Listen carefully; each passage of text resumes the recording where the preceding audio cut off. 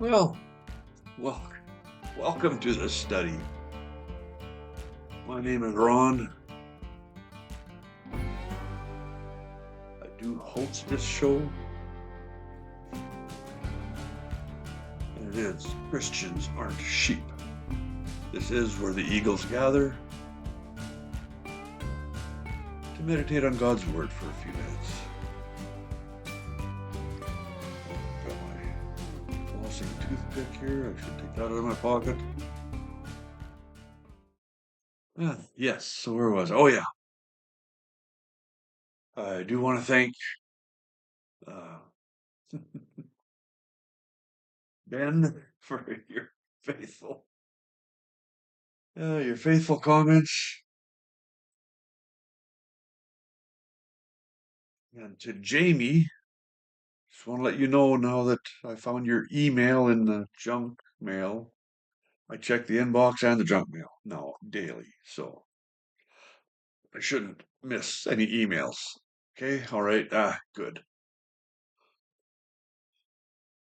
Alrighty, we are in the last book of the histories of the Bible. Uh, King Xerxes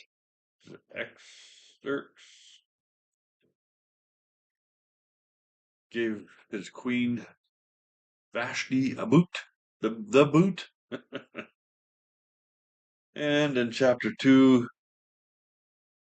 is all about how Esther becomes queen. And I'll tell you, God's plan is already at work because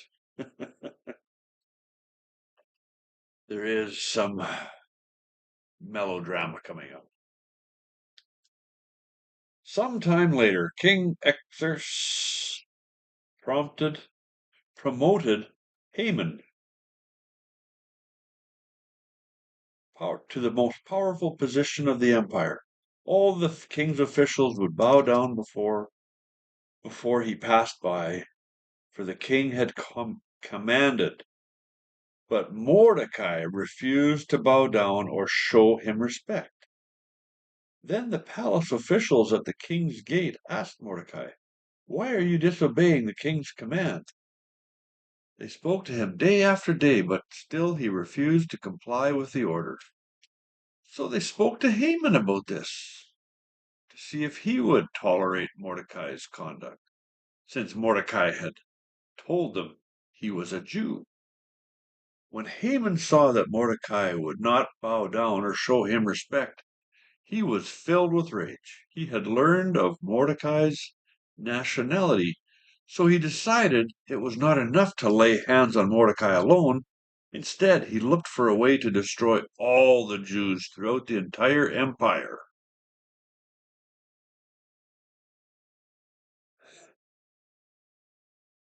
You want to know what's interesting? Esther is a cousin to Mordecai, also an adoptee. Mordecai adopted Esther into his family when Esther's parents died. Very interesting. So in the month of April, during the 12th year of the king's reign, lots were cast in Haman's presence. The lots were called Purim,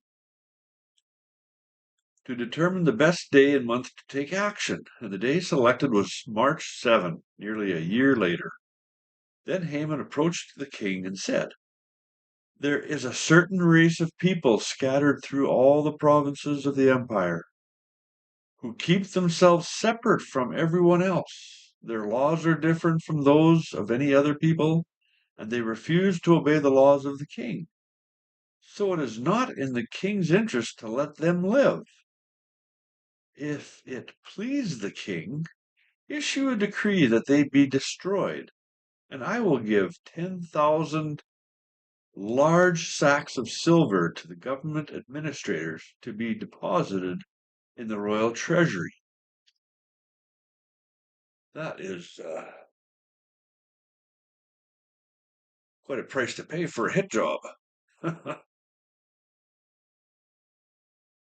The king agreed, confirming his decision by removing his signet ring from his finger and giving it to Haman, the Agagite, the enemy of the Jews. The king said, "The money and the people are both yours to do with as you see fit."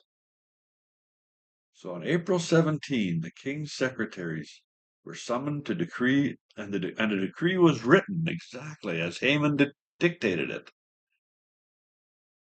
It was sent to the king's highest of officers, the governors of the respective provinces, and the nobles of each province in their own scripts and languages.